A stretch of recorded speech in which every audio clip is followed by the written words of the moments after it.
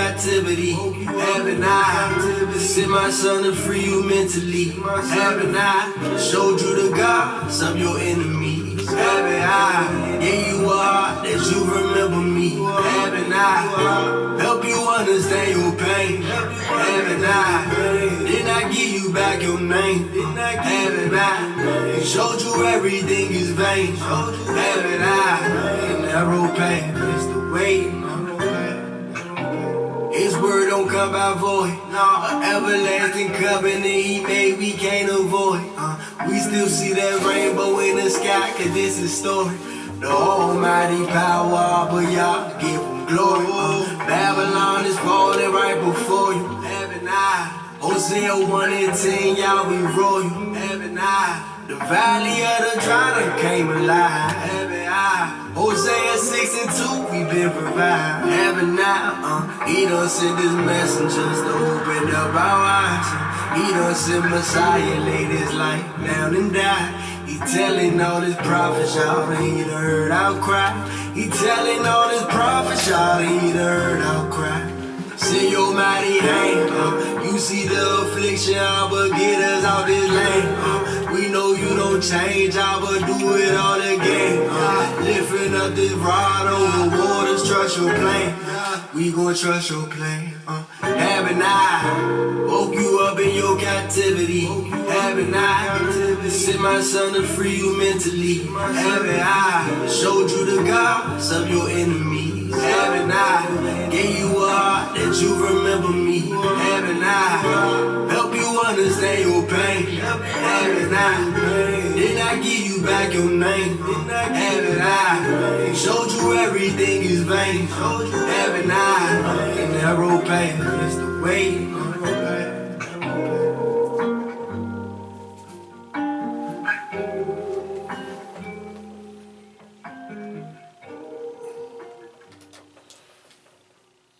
Good morning, good morning, good morning, Facebook Live. Good morning, YouTube with Orlando keeping it simple. Good morning, good morning, good morning. Shabbat Shalom, everyone. Good morning, good morning. How's everybody doing this morning? I hope the Most High really have truly blessed you over and abundantly with love, kindness, and joy. I hope the Most High have really blessed your offsprings with peace, kindness, and protection. I hope that the Most High really have truly blessed you over and abundantly with everything that your heart desire. I hope the Most High really truly have.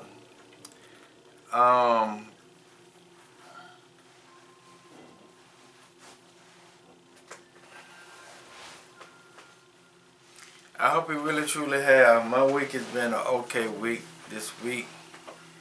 I went, as some of y'all may know, I went camping this last part of last weekend to Tuesday this week. I went camping up there at Lake Lanier. Not Lake Lanier, Stone Mountain.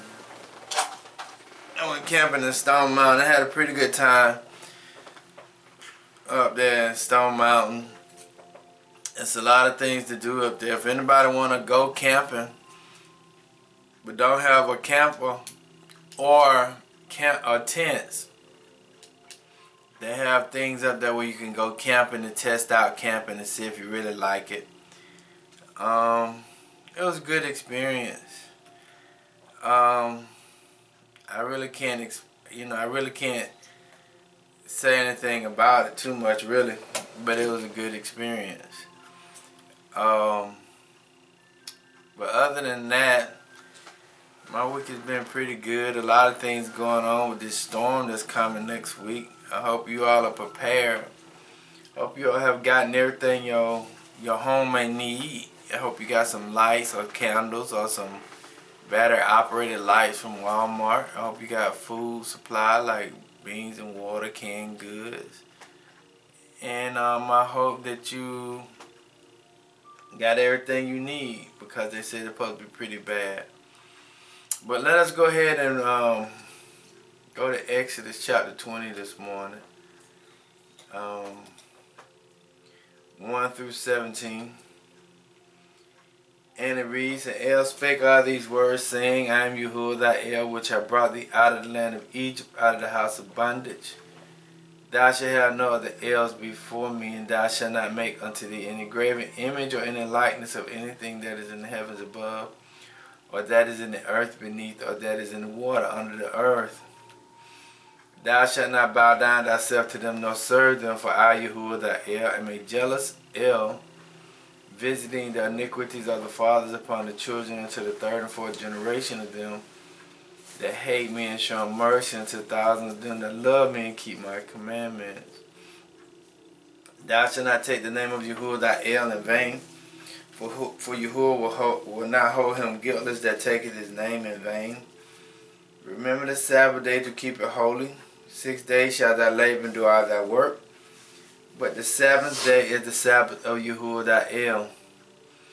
In it thou shalt not do any works, nor thy sons, nor thy daughters, thy manservants, nor thy maidservants, nor thy cattle, nor thy strangers that is within thy gates. For in 6 days Yahuwah made the heaven and earth, the sea, and all that in them is, and rested the seventh day. Wherefore Yahuwah blessed the Sabbath day and hallowed it. Honor thy fathers and thy mothers, that thy days be long upon the land which Yahuwah thy El giveth thee. Thou shalt not kill, thou shalt not commit adultery, thou shalt not steal, thou shalt not bear false witness against thy neighbors, and thou shalt not covet thy neighbor's house. Thou shalt not covet thy neighbor's wife, nor his manservant, nor his maidservant, nor his ox, nor his ass, nor anything that is thy neighbor. So let us pray this morning. Our Father, which art in heaven, hallowed be thy name. Thy kingdom come, thy will be done on earth as it is in heaven. Give us this day our daily bread. Forgive us of our trespasses, as we forgive those who trespass against us. Lead us not into temptation, but deliver us from evil. Thine to your kingdom, power to your glory, forever and ever. So let it be. Good morning, good morning, good morning, good morning, everyone. I hope everyone is having a great Shabbat Shalom, or having a great Sabbath day. I hope everyone is having a great Sabbath day. If you could turn to 2 Thessalonians chapter 2. 2 Thessalonians chapter 2.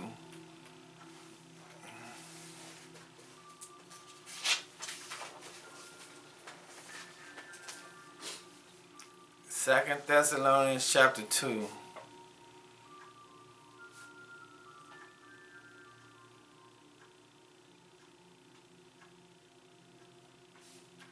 Verses 1 through 12.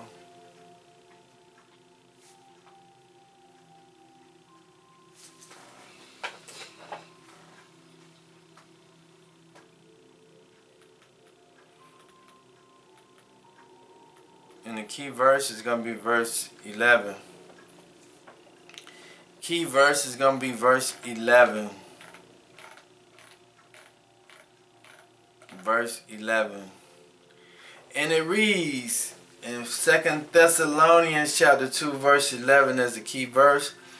And for this cause El shall send them strong delusion, that they should believe a lie.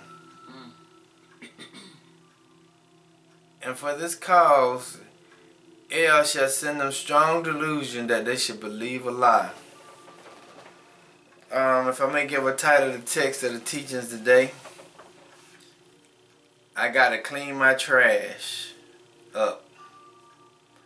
I got to clean my trash up. And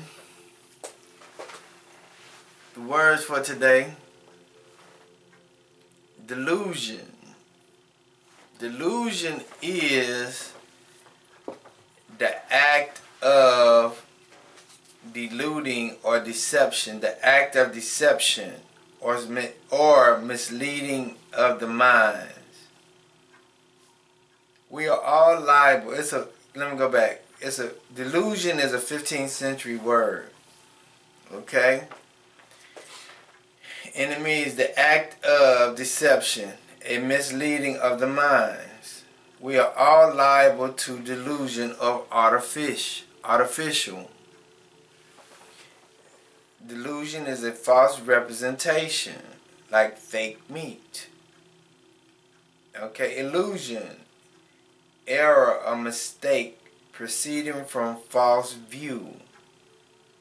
Delusion is a belief that, though false, has been surrendered to and accepted by the whole mind as a truth. Delusion is what you act upon. Delusion is when you act upon a lie.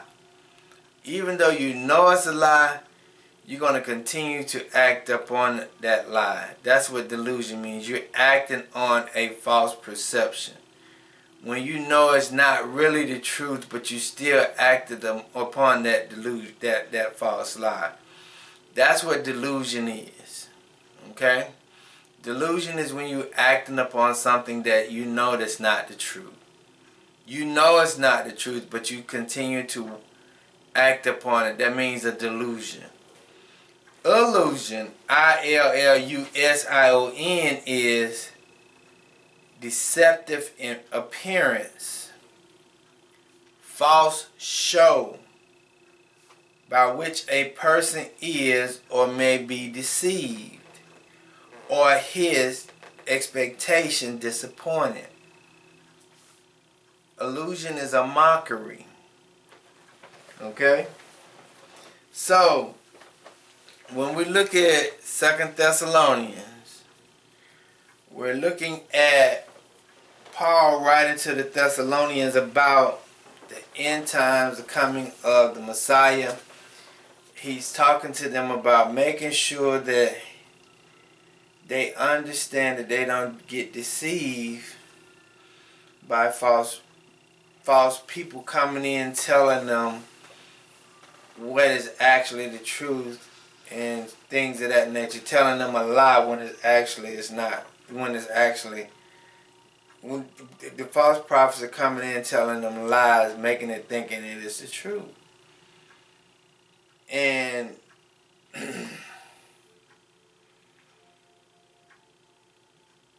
the hardest part for us to be able to understand is, or dissect, what is truth, especially when we don't study the word. This verse right here, I want you to understand this. This is one of the most important parts, one of the most important verses too. All the verses are important, but this is one of the most important verses for you to understand Paul's writings. It says, study to show thyself approved unto El, a workman that needeth not to be ashamed, rightly dividing the word of truth. So, when Paul was talking to the people in Thessalonians, he was really wanting them to understand what is actually true and what's actually false. And that's something that we got to deal with in our reality today. And a lot of people don't want to deal with reality. A lot of people don't want to deal with the truth. That's why they say, the truth shall make you free. It actually will make you free, but it'll also make you sorrowful, because you see that a lot of people are not walking in the truth. They're walking in a delusion or illusion. They're walking in a deception of something that is not real. Even though it appears to look real, it's not real. It's not authentic. It's not the truth. It is really not. And one thing we have to truly understand about, how did religion come about? How did religion exist? Where did it come from? Who established these organized religions? Because how do we understand who organized these religions? We got to go back to 325 in the Council of Nicaea. 325 in the Council of Nicaea, and the reason why Constantine Noble, he was the first emperor that was in charge of the Roman Empire during that time, during 325 AD. But it was a very big controversy that was going on during that time, and how Constantine wanted to smash or suppress the disagreement. He had this council. He had this thing called the Council of Nicaea 325, and Constantinople wanted to make sure that his viewpoint and his perception of the Christian or the Catholic religion or the Christianity religion came about through his viewpoint and not the authentic viewpoint of the truth. So when we start to look at how did religion start, it started from 320. How did the organized religion start? It started from Constantinople in 325 AD, when he had this council come together and say, hey, we're going to shut this guy up over here on the left because he's causing too much ruckus. And we're going to establish our own religion, and we're going to use some of his viewpoints and put it with our viewpoints and make it be what we want it to be. That's when the Catholic Church really organized as a religion, or as a religious organization. During that time period there, that's when he shut the naysayers up and he made Christianity or the Catholic religion be what he wanted it to be. But then we got to understand that after Constantinople, that's when Martin Luther disagreed with the church on some of the things that they was doing. He decided to go against the Catholic Church, so he put the 95 Theses on the Catholic door, because those was the 95 disagreements that he had with the church. And so Martin Luther was a very important person to the Catholic Church, but once he saw that they had some discrepancies, he pushed away from the church at that time, and he started his own church called the Lutheran Church. So that's where the Lutheran Church came from, is because Martin Luther had a disagreement with the Catholic Church. So after the Lutheran Church, that's when the Presbyterian Church came into existence, because they had some disagreements with the Catholic Church, but all of it still falls up under the Catholic Church, and all of it still are considered to be Christianity. Christ-like is an illusion of something, but actually it's not the truth. So that's how the Presbyterian means protest. That's how the protest of the Presbyterian religion came about, because they was having disagreements with the Catholic religion. That's where the Eastern Orthodox Church came into existence too as well, because they was having issues with the Catholic Church. So when we look at all the religions that we have out here today, all religions are considered to be man-made religions, because these religions are coming from man's viewpoint. They're not coming from the spirit of truth. They're coming from man's viewpoint on how they see things and how they wanted to do it. That's how that came about. Because I want to read something real fast. It's talking about John Calvin. John Calvin is kind of known in the Christian religion,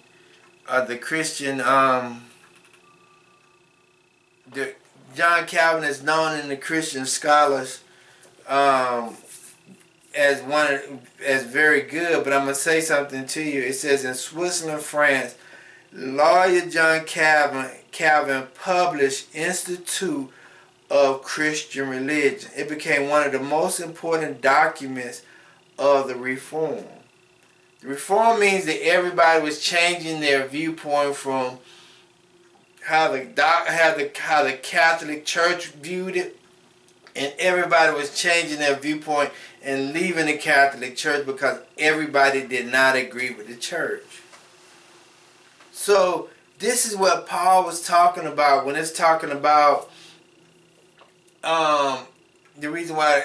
This is what Paul was talking about when he was teaching to the children of Israel, or the Hebrews.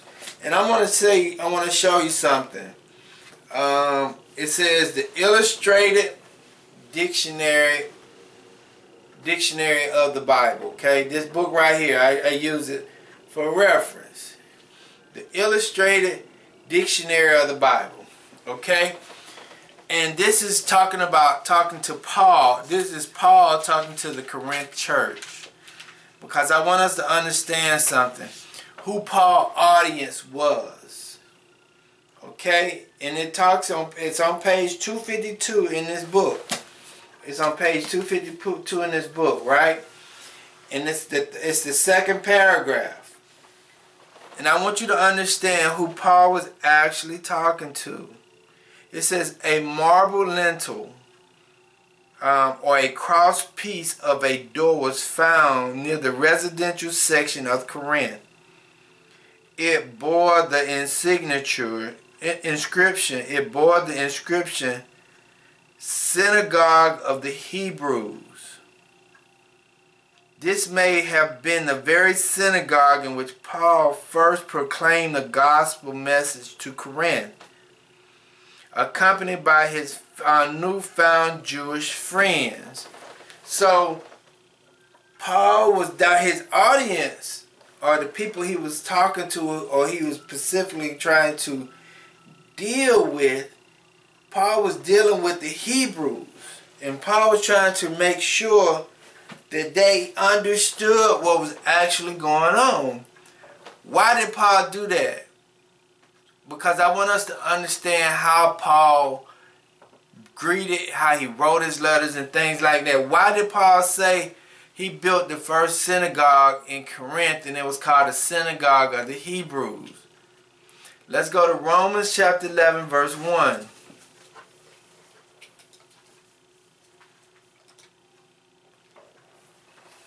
In Romans chapter 11, verse 1, the reason why Paul built the synagogue in Corinth, and he named it the Synagogue of the Hebrews, is because of Romans chapter 1, verse 11. And it reads, I say then, has El cast away his people? El forbid. For I also am an Israelite, of the seed of Abraham, of the tribe of Benjamin. El has not cast away his people, which he foreknew. Woe ye not, what the scriptures say to Elijah, how he maketh intercessions to El against Israel, saying.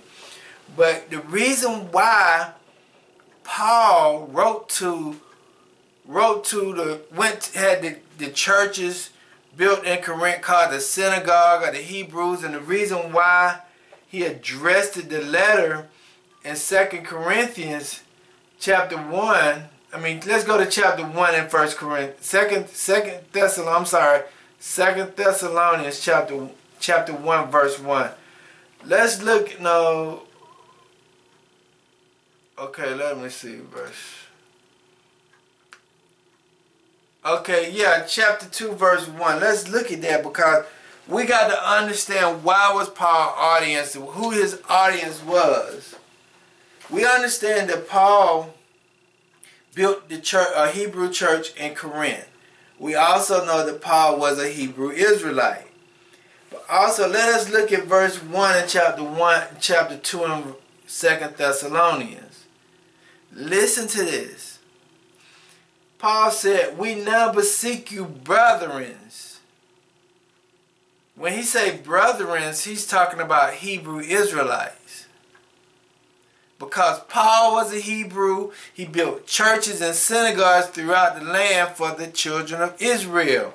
He said, now we beseech you, brethren, by the coming of our Lord Yahshua the HaMashiach, by which our gathering today unto him.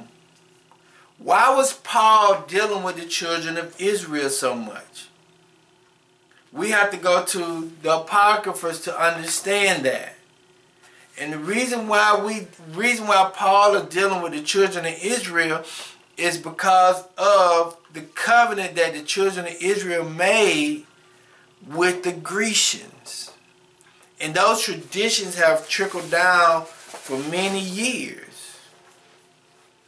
Okay, because Rome conquered Greek, but the Romans kept the traditions of the Greek as their livelihood.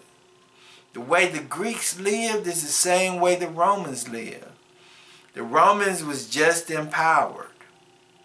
Okay, but I'm going to tell you why Paul, let me show you why Paul went to the Hebrews. And this is in 1 Maccabees chapter 1, verses 11 through 15. It says, in those days went there out of Israel wicked men who persuaded many, saying, let us go and make a covenant with the heathens that are round about us. For since we depart from them, we have had much sorrow. So this device pleased them well. Then certain of the people were so forward herein that they went to the king, who gave them license to do after the ordinance of the heathens. Whereupon they built a place of exercise at Jerusalem according to the customs of the heathens. So the reason why Paul was going to the children of Israel to teach them about everything that was going on is because of the lifestyle that they was living, how they was living during this time period. That's why the Most High sent a strong delusion upon the people, is because how they was living, what they wanted to believe, how they wanted to believe things. And it's no different today. We have taken on the customs, the Hebrew Israelites, black Americans, have taken on the customs of the world. Everything that you see us doing is the same way the world is doing it. The same holidays we practice, they practice, we practice. The same type of food they eat, we eat. Or the way they dress, we dress. Everything that you see they do, we do. So when we take on people's cultures and traditions, it allows us not to see the word for what it truly is, how it should really be. And then what happens to us, it makes us become trash cans. Meaning that we pick up everybody else's behavior and implement it into our lifestyle as if it is appropriate for us, and it actually isn't. That's why the title of the text today is, I got to clean my trash up. Because I had a dream last night, right? And it was about me dealing with me having a conversation with a coworker. And the coworker was telling me, I know I got issues. I know I got problems. I know I need to do this, and I know I need to do that. I know I need to fix myself because I know I had some problems going on. It's just like when I look at my house, right? Some of my stuff is scattered all throughout the whole house. I got folded up clothes in the living room. I got some other stuff in another room. I got some other stuff in another room. I had some other stuff on the floor with a belt. And I'm like, man, I need to clean my trash. I need to get myself together because I got somewhere to go. I need to get myself together. I need to clean my trash up, physically and religiously. So that is what this is talking about, because if you don't recognize that you got issues and problems, you'll always be up under that delusion and illusion about you and your life. If you don't want to sit down and face your reality for what it is and recognize that, hey, I got this issue, hey, I got that issue, hey, I'm this way, and hey, I'm that way, you're going to be in trouble. You're going to be in trouble. You're going to be in serious trouble. And that, and especially at a time like today, if you're not recognizing that the Most High is getting ready to bring judgment on the U.S., you up under a strong delusion. And you're in an illusion. You have to, your eyes have really been covered because you haven't really accepted the Most High's word as truth. So, it's like my wife had a conversation with this young lady this week. And the young lady said, oh, I want a marriage. You want to tell them, or can I tell them? Oh, I want a marriage that's full of energy. Oh, I want a huh? Fairy tale. Go ahead and say it now. Say it loud. She wants a fairy tale relationship. The young lady said, oh, I want a fairy tale marriage, and I just want it to be full of energy. I'm just passion. Yeah, and I'm like, we both like, woman, you crazy. Where you at? What lifestyle, what illusion you're under to think that you can have a fairy tale marriage? That's only on TV. So, a lot of the times, if we don't want to face the reality that we got trash and we got to clean up our trash, we're going to continue to stay up under that strong delusion. And that's not just from physical, but that's all from a religious point too. If you study our religions came from man. Our religions came from man. And when I can sit down and talk to people, and to me, I can talk to people who really haven't sat down and studied the Bible. They can make assumptions about the Bible that's not true. And the only reason why they're making those assumptions is because they really haven't truly sat down and studied the Word for themselves. And they can make all these illusions about it, or they can make all these assumptions about it. When they really haven't studied it, they won't even know it. But let us go and get started this morning. I think I ain't got that much time on. I don't know how much time I've been talking, but I want to go ahead and get started. Okay, in verse 1 in chapter 2 in 2 Thessalonians, it reads, now we beseech you, Hebrews, by the coming of our Lord Yeshua the HaMashiach, our Messiah, Yeshua the HaMashiach, and by our gathering together unto Him. 33 minutes. I got 33 minutes? You've been talking 33 minutes. Okay, talking 33 minutes. Okay, cool.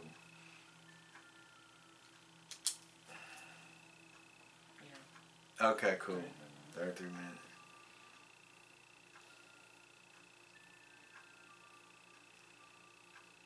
Okay.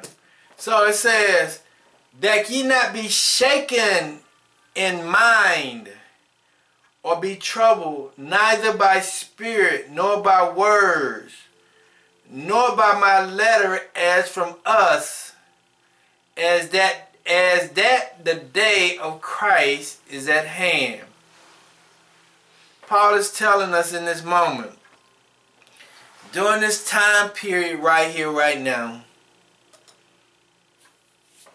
we should not be afraid. During this time period right here, right now, if you have been studying the Word, you understand the words, and you're not in a delusion delusional state of the conditions that the world is in, you should not be shaken. You should not be frightened. You should not be scared. You should not be disappointed.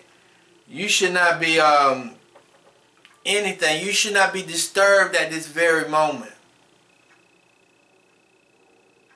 Because your eyes is open to reality. Your eyes is open to what's going on in the world. And see, a lot of people's eyes are not open to reality. A lot of people's eyes are not open to what's going on. So if your eyes are open to what's going on and you see the writing on the wall, you should not be afraid or disturbed, because you know that the Messiah is coming back. You know that the Messiah, the true word, people are starting to transform their life, and they're starting to do what's more on the righteous side of things and more so than on the wicked side. But we got to understand that it says in Zechariah, 2/3 going to be cut off. So we got to understand that because we're on the right side of the things right now, we shouldn't be afraid. Okay? So verse 1 and 2 is addressing a time period. It's addressing conditions of the mind. And it's telling you about how you should feel at this very moment during this time period. It's telling you you should not be disturbed during this time period. Okay? And I'm going to read something to you in Isaiah chapter 7 verse 2. Isaiah chapter 7 verse 2. And this is what it says. It was told the house of David, saying, Syria is confederate with Ephraim, and his heart was moved, and the heart of his people as a tree of the wood are moved with wind. So what it's basically saying to you when it says shaken, you should not be like that tree that is moving in a wind during this period, this time period. You should not be like a tree that's, when the wind blows it right, it goes right. When the wind blows it left, it goes left. You should not be at that moment right now.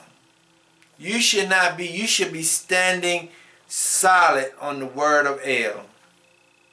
You should not be moved right now at this very moment. You should not be letting anything hinder you. Because I asked my wife yesterday, I said, baby, I said, if that storm comes, are you nervous? She said, no, I ain't nervous. I ain't scared at all. And that is the way you should be right now. You should not have fear in your heart. Why? Because you have physically and spiritually prepared yourself for this moment. Right. You are constantly preparing yourself physically and spiritually for this moment. Because we was talking about it yesterday. Me and my wife and I were talking the other day, and we was talking about truth, dealing with truth, and I was like, being honest with you, I don't know how I could handle things, how I would handle things, because a lot of times we never been in a certain situation, so we really don't know how we would deal with it. But just me acknowledging the fact of how I would act, whether I don't know how I would act or how I would act, is saying a lot.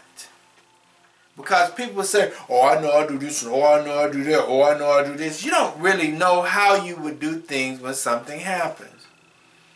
I have heard many people say, man, I ain't going to do this, and man, I ain't going to do that, and man, I ain't going to do this, and they wind up doing the same things that they say they wouldn't do. So when you acknowledge the truth about whatever it is, it won't shake you. Whatever it is, whenever you acknowledging something and it's the truth and you're standing on the word, it won't shake you, it won't move you. Let's go to Matthew chapter 24, verse 6, because I want us to understand something. We're dealing with the word shaken. It means to trouble. It means to disturb. During this time period, we don't want to be shaken or troubled during this time period. Even though we see the big storm coming, are we going to panic and go buy a whole bunch of food? Or are we just going to be standing strong on the word? Because in Matthew chapter 24 verse 6 it says, and ye shall hear of wars and rumors of wars. See that ye be not troubled, for all these things must come to pass, but the end is not yet. See, it's like that when you start to see these things happen, it's a confirmation. So when you hear a confirmation, it's like a reassurance of, okay, the word is true. The word is true. This is like a reassurance. What we see today in the world, it shouldn't shake us, but it should reassure us that the word is true. And that should make us want to lean more on the word more than anything else.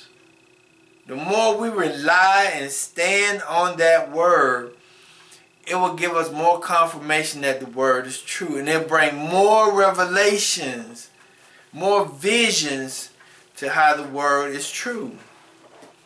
Okay? Let us go to Ephesians.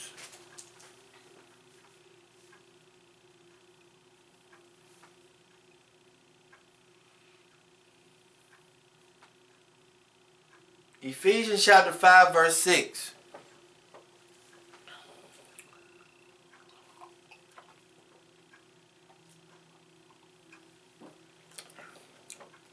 And it reads, let no man deceive you with vain words, for because of these things cometh the wrath of El upon the children of disobedience. Listen to that. We're dealing with the word shaken. Don't let nobody disturb you. Let no man deceive you with vain words. For because of these things cometh the wrath of El. Listen to this. Listen to this. We're talking about reassurance. We're talking about the word coming to pass. Understand that. Listen to it from that perspective. It says, let no man deceive you with vain words. For because of these things cometh the wrath of El upon the children of disobedience. We should not be shaken because of what we see on the earth today.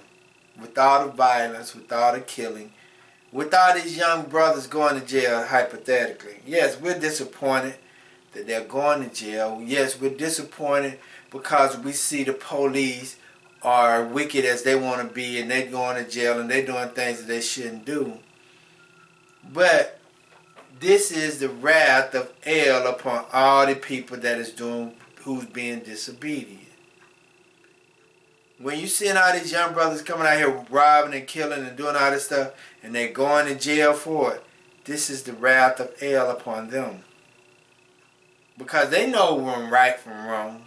Just like the police officers, the politicians, all these things is going on. You see the wrath of God, meaning the judgment of the Most High, is upon these people. They have options, but they choose not to use their options or utilize their options. It's like a lot of more police officers going to go to jail here soon. Because of the wickedness and the disobedience that they're doing against the law. How they're mistreating their citizens. A lot of more police officers are going to go to jail. if the public don't start retaliating.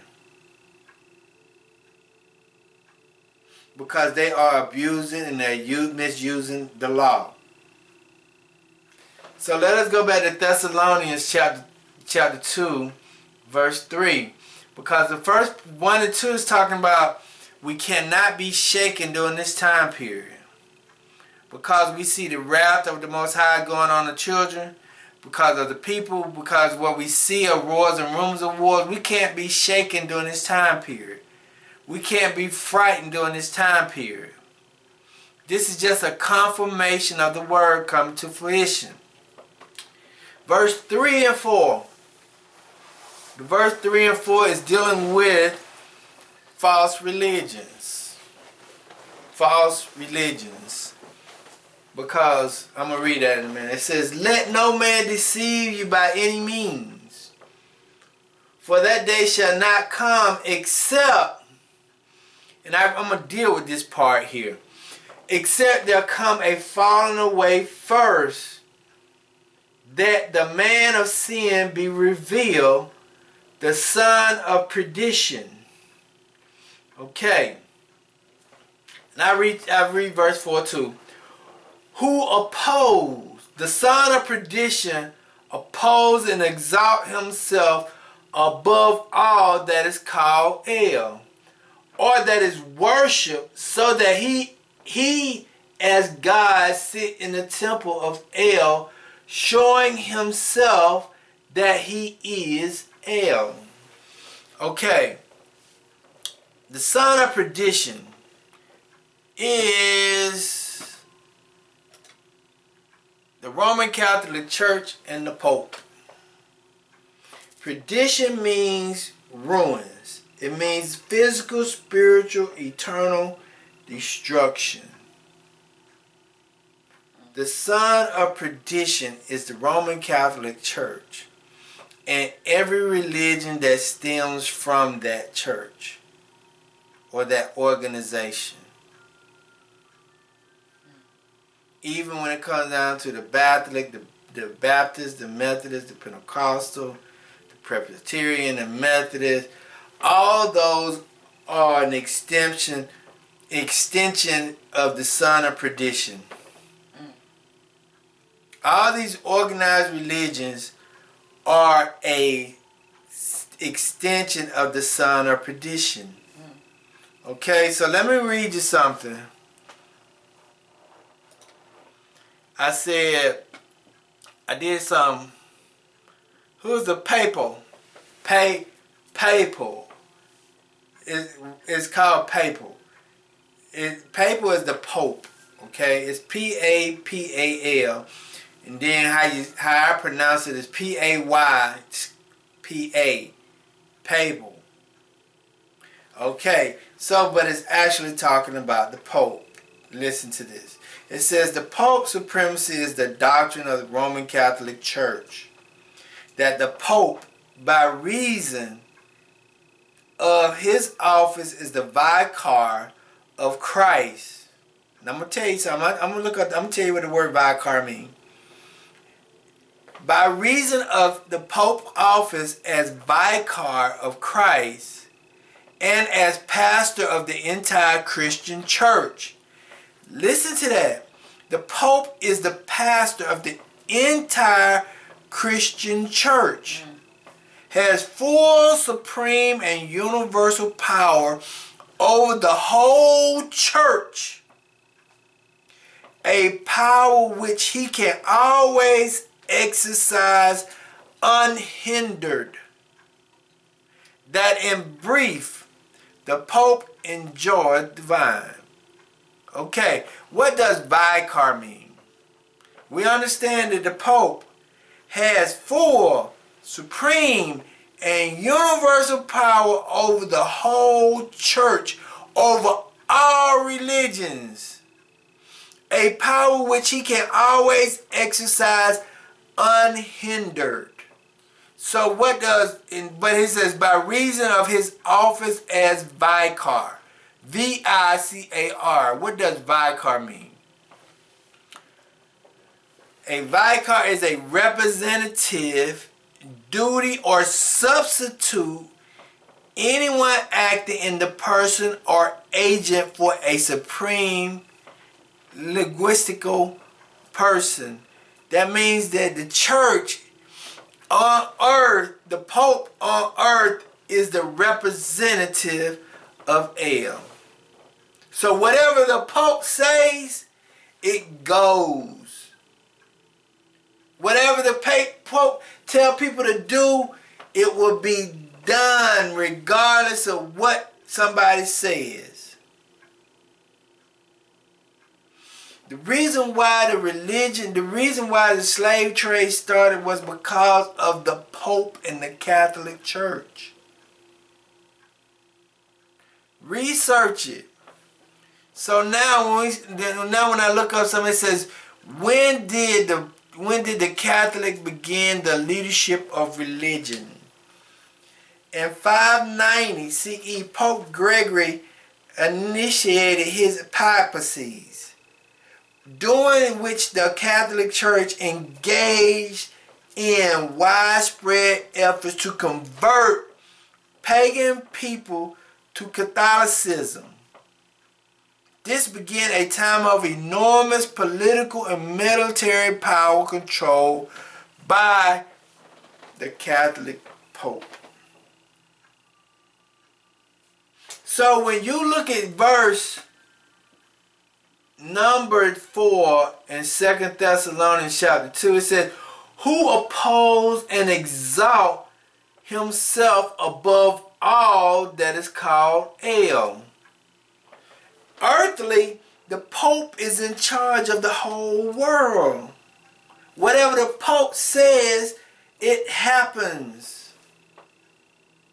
But we understand that the Hashatan is above the Pope, but from our viewpoint and vision, the Pope is in charge of the whole religious world. And everything, every religion stems from the Roman Catholic Church. Then it says, that is worship, so that he as El sitteth in the temple of El, showing himself that he is El. What'd you say? Everybody who's following a organized religion, you're following the Pope who's following the Hashatan. Because the Sabbath day from the Bible perspective is on a Saturday. But the Catholic Church has everybody going to church on a Sunday. It's the total opposite of everything that you see going on in the world today. The Catholic Church and the Pope has changed everything and made everything shift to the total opposite, and we can't even recognize, because some people have been up under a strong delusion for a long period of time.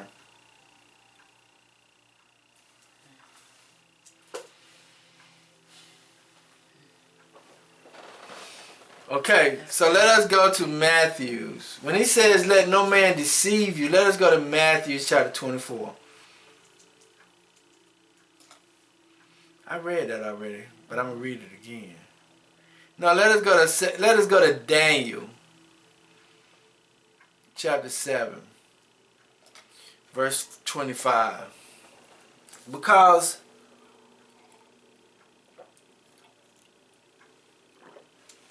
verse 25. This is why I'm telling us we need to go to I got to clean my trash up. It's because we've been given a lot of stuff that hasn't been good for us.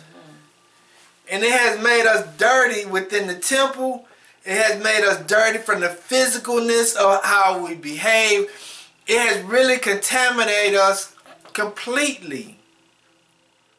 And where it started from was the mind. It started from the mind.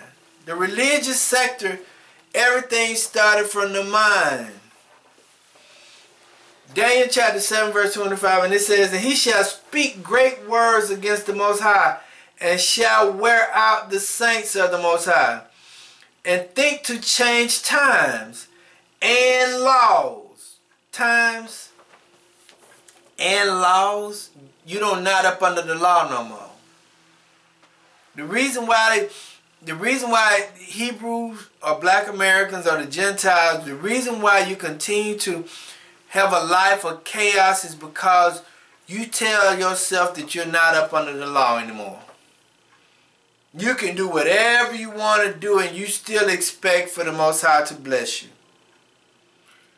I don't bless my offsprings that if they want to do whatever they want to do. You think I'm going to give them what they want when they disobey me? So what make you think that the Most High going to bless you if you disobeying Him? Or the Ruach HaKodesh? See, if we look at, the church don't taught us it's okay to eat pork. But nowhere in the Bible where the Most High said, no, you can't, you can go back and eat pork now. And don't tell me when Paul said, don't let no man judge you what you eat, whatever it is, because Paul was talking to the Hebrews. Paul wasn't talking to the Gentile. Because they was aggravating the Hebrews because the Hebrews didn't want to eat pork. They didn't want to eat swine. They didn't want to eat what everybody else would eat. And they had a traditional lifestyle that they had. And Paul said, don't let these people mess with you because you don't want to eat what they're eating. You don't want to drink what they're drinking. You don't want to dress and speak the way they speak. That's why Paul said that. Because Paul was addressing the Hebrews and their customs and traditions. So the Catholic Church and the Pope don't change everything. He'd have shifted it.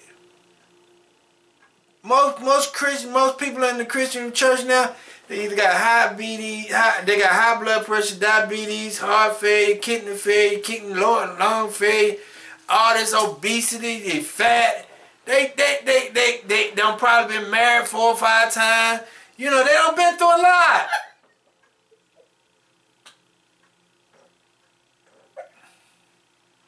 They done been through a lot. And they still suffering, but saying the Lord gonna take care of me. No, the Lord ain't taking care of you. You ain't following no law, statute, commandments. You walk around thinking you can eat what you want to eat when He said your body is the temple. And He dwells in you, but you gonna feed yourself that crap and say, it's okay, that's all we're gonna do is bless it. No, the Most High ain't like that. But you wondering why you sick because you're not up under the law. And they shall be given into His hands until a times and a dividing of time. That's 3.5 years. So when we look at it, the Catholic Church changed all this stuff. The Pope did all this. And all religions came from the Catholic Church. And the Pope, and who the Pope worship? The Hashatan.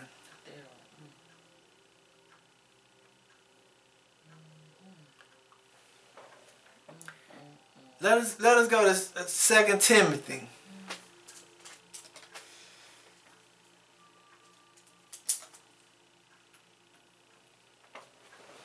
Let's go to 2 Timothy.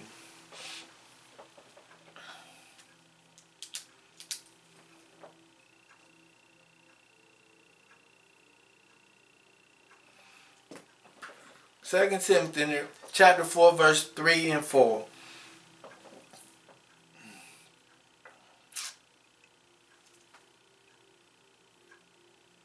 Listen to the first 2 sentences. For the time will come when they will not endure sound doctrine.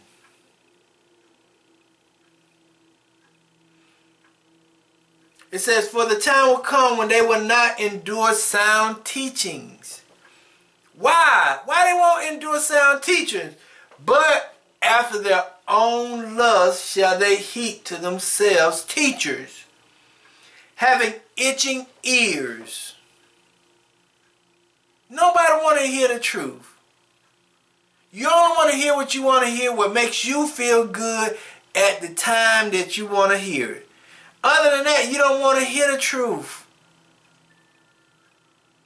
You want to hear what you want to hear. That's what it says in the Word. And I'm just interpreting to you what the Word says. For the time will come when they will not endure sound doctrine, but after their own lust shall they heap to themselves teachers, having itching ears. And they shall turn away their ears from the truth, and shall be turned unto fable. But watch thou in all things, endure afflictions, and do the work of an evangelist. Make full proof of thy ministry.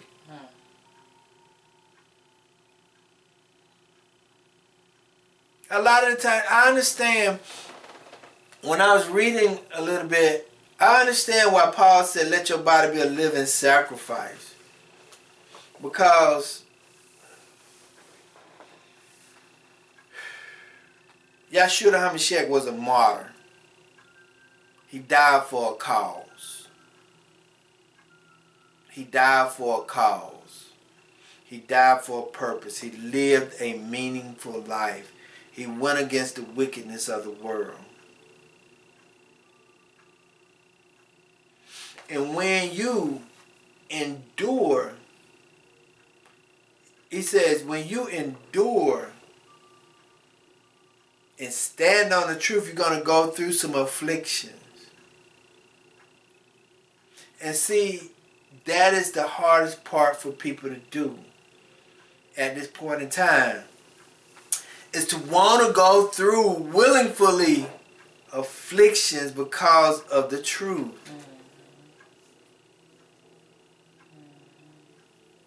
People don't really want to walk that truth. People are afraid to walk that truth. And some difficult things that comes along with it.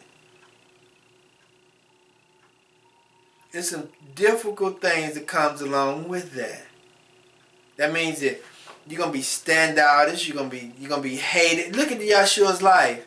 He had to go against the priests. He had to go against the Sadducees and the Pharisees because they were teaching false doctrines, and they hated him for that. They hated him because of the fact that he was teaching sound doctrine. They hated him because he was converting the people to do what's right. They hated him because he was trying to make the people be free from oppression of this false doctrine that the Pharisees and the Sadducees was teaching. What Paul was doing is the same thing Yahshua was doing. But both of them had to go through that affliction because the simple fact is they died for a reason and a purpose and a cause. They died for the truth. Martin died for the truth. Malcolm died for the truth. Medgar Evers died for the truth.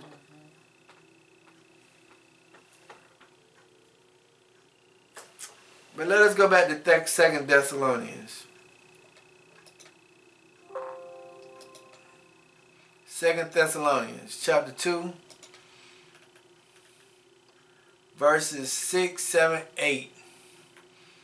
No. 5, 6, 7. Okay.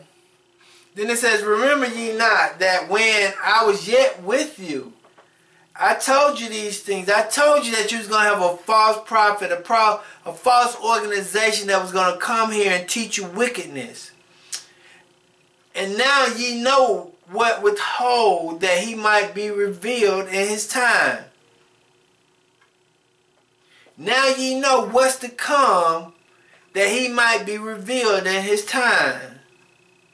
For the mysteries of sin doeth always already works.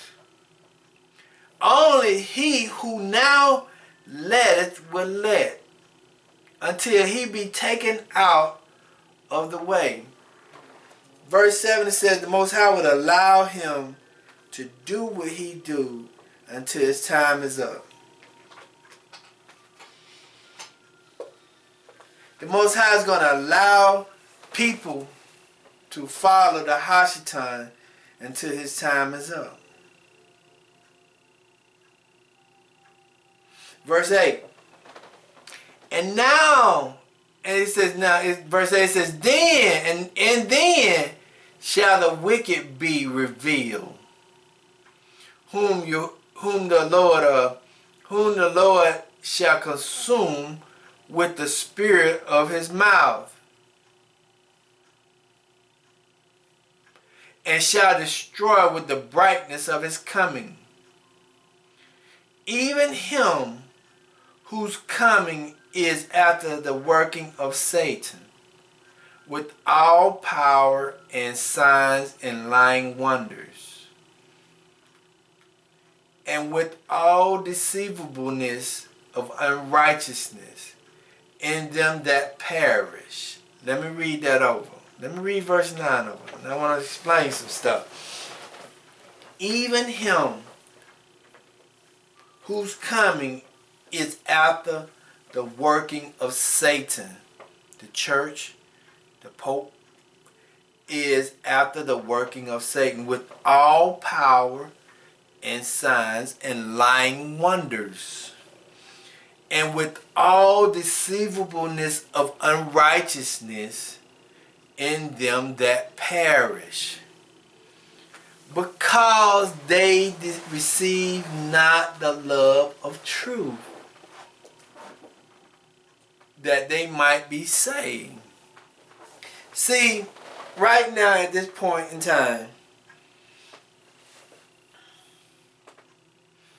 the people whose eyes are open to what's going on in the world today are trying to wake these people up who's following these organized religions. And they trying to wake them up and trying to save them. But it says in verse 10, and all deceivableness of unrighteousness in them that perish. The reason why you physically and spiritually perish, because of your actions, because of what you do, because of how you think. That is the reason why you perish. That is the reason why you go through pains and sufferings in life and misfortunes. Because of your unrighteousness in them that perish. Why do you perish? Why do you go through things? Because they receive not the love of the truth. This is the reason why you got to clean your trash up. You got to first recognize that you got trash all over the place. You got to recognize that you ain't perfect. You got to recognize that you got some issue. You got to recognize where your thoughts coming from. You got to recognize all this stuff about you. And be willing to accept it for what it is, so that you can be able to receive the truth, that you might be saved. See, if you're not willing to recognize that, man, I got some issue going on. I got trash in my bedroom. I got trash in my living room. I got trash in the other bedroom. I got trash in the bed in the bathroom. I got trash all over the place. When you're not willing to accept that truth about you, how can you be saved? How can you accept your life as it is? How can you move forward and have something new when you're not willing to accept your reality? Because Paul said, if any man say that he's not a sin, he's a liar. We all falling short of the glory. Now, because you don't want to receive the truth and be saved, this is what the Most High did to you. Because you don't want to receive the truth, and you don't want to be saved, and you want to continue to follow these false religions, you want to continue to go out here and live the way you want to live, you want to go out here and continue to be the way you want to be, this is what's going to happen to you. For this cause, El shall send strong delusions. Not just delusions, strong delusions, that they may believe a lie. The lie is that you go to church on Sunday, not Saturday. The lie is that we're not up under the law no more, but we are under the law. The law is that you shouldn't eat pork, but you eat pork. The law is that you shouldn't do a whole bunch of things, but you say, "No, we ain't under the law no more, so I ain't got to do that no more." That's the delusion you own, because you're going to believe a strong delusion, a lie, because you don't want to receive the reality of the word.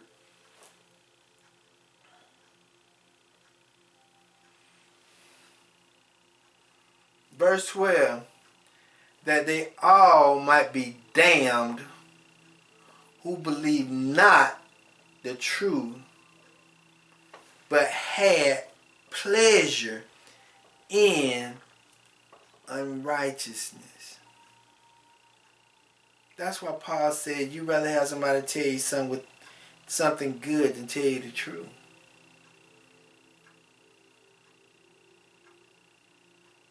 People have pleasure in eating pork chop.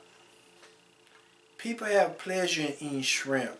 People have pleasure in doing the things of the world. People have pleasure in wickedness. I mean, this person who was telling us this stuff this week, she blew my mind because she's up under a strong delusion. But she's supposed to be an Israelite, and I'm saying this person wants to divorce her husband, but don't have no cause for it. Don't have not one cause for her to divorce her husband.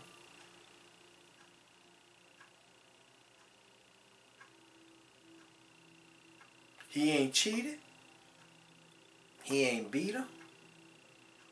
He took care of her when she was sick. He provided for her when she was hungry. He provided shelter for her. He did all these things for her. But because she read 25 books, she feel like she better now.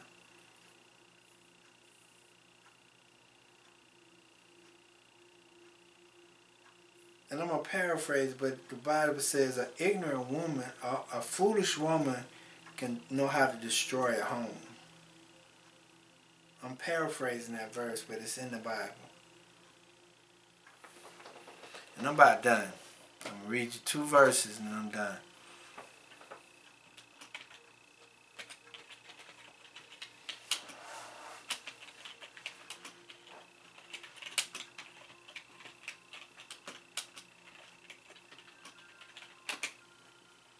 Proverbs 14:1, it says, every wise woman builds her house, but a foolish plucks it down with her hand.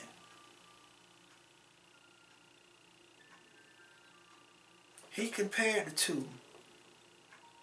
See, a smart woman know how to do things in the house because she wants her house to prosper. A foolish person is selfish and self-centered and knows how to destroy her home. But she don't even realize that she's destroying it in the midst of it. But let us go to Proverbs chapter 2. I'm about to finish. Proverbs chapter 2, verse 1 through 6.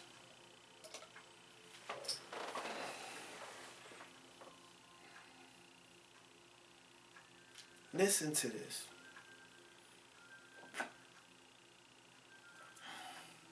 My son, if thou wilt receive my words and hide my commandments with thee, so that thou incline thy ears unto wisdom, and apply thy hearts to understanding. Yea, if thou cry after knowledge, and lift up thy voice for understanding, if thou seekest her as silver, and search her for hidden treasures, then shalt thou understanding the fear of Yahuwah, and find the knowledge of El. For Yahuwah give wisdom, out of his mouth cometh knowledge and understanding. He layers up sound wisdom for the righteous, and he's a buckler to them that walk uprightly. The reason why people perish is because they don't have the wisdom to know how to function and seek out the Most High. Just like you go to work every day and you do this, you try to go get that silver and that money every day. That's the same way you should be trying to find the Word. That's the same way you should be studying the Word. If you're gonna go in there and put in 12 hours a day at work to make that silver and gold, that means you at least you should then put in 2 or 3 hours a day for your hul. Or put in whatever you can for your hul. If you put more in for that silver and gold than you in for the Most High, something wrong with that picture. Last one. Let's go to Romans chapter 2.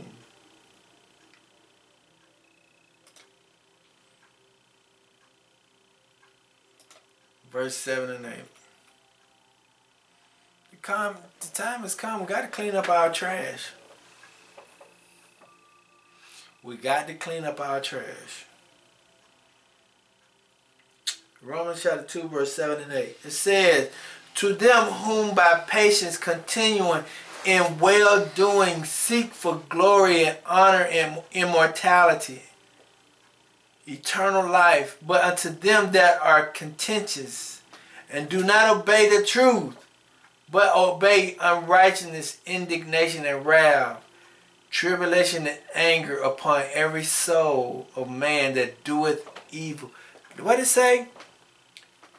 Tribulation and anguish upon every soul of man that doeth evil, of the Jews first, and also of the Gentiles.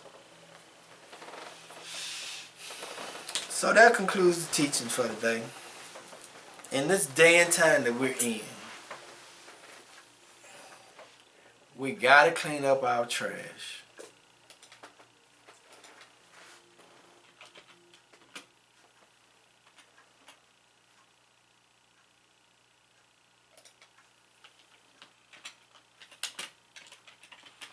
We got to get ourselves together, because we got somewhere to go.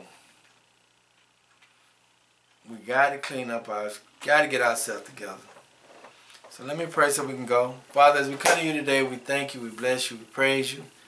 We give you all the honor and the glory. We thank you for everything you've done, what you're doing, and what you continue to do. We just ask that you be with us. You guide us, but let us lean to your word. Let us lean to your understanding. Let us face our reality that we got trash all over the place, and we need to clean it up. It makes us disorder, it makes us disobedience, it makes us not able to think clearly. Father, let us give ourselves grace and merited favor. But also, let us just do your will and your purpose. Let us understand who we are as a people and as a person, so that we can deal with us internally, so that we can become that righteous. Let us deal with each other and recognize that, hey, I make mistakes. I done some things. I continue to keep my mess on the ground, hoping somebody to clean it up for me when I need to clean my own mess up. I can't continue to have my clothes all over the place and expect for my wife to pick them up.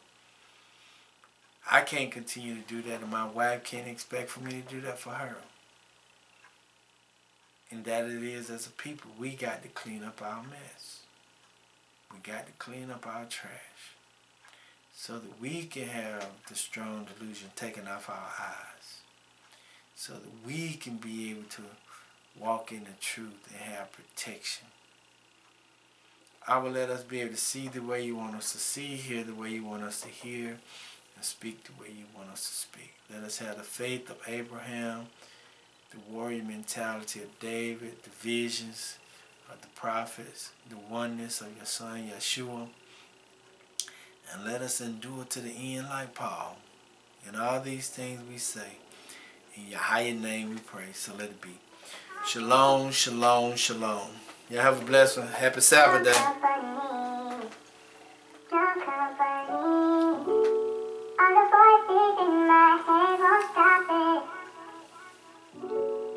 only company.